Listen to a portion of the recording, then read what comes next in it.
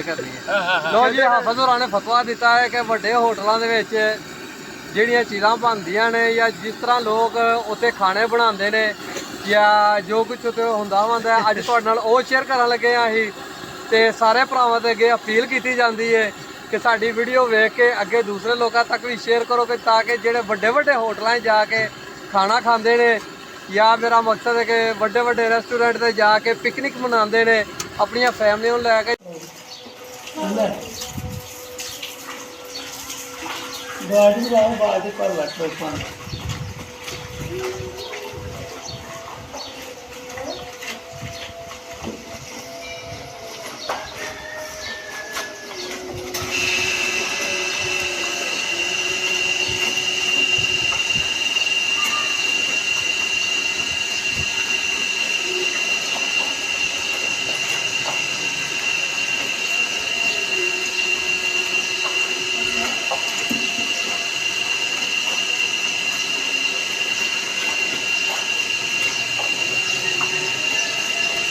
मैं भी वहाँ वाला जाके घर जान कहा छिले आ थोम खाते हो दुकाना तो लैके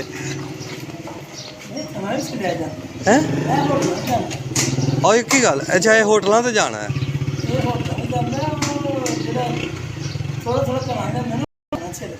अच्छा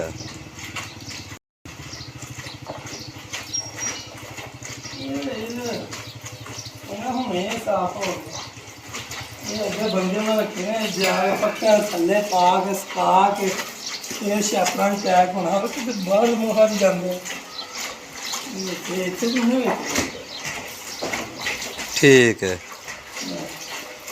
ते किन्ना थोम रोज कर लेंदे दा की हिसाब है किलोआं दा हिसाब है कि मना दा किलोआं दा 21 रुपये किलो है धो के साफ करके देना ठीक है।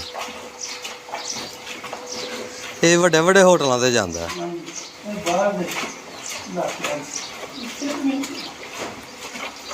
ठीक हो गया।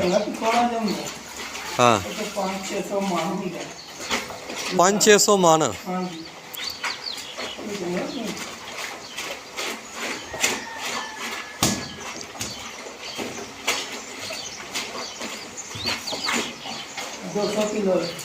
जेड़ा धोता जे अज अच्छा धोंदे हो शाम तक धुपना है।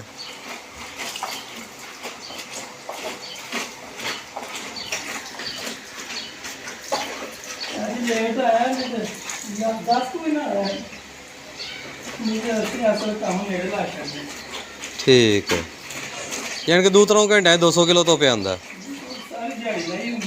अच्छा।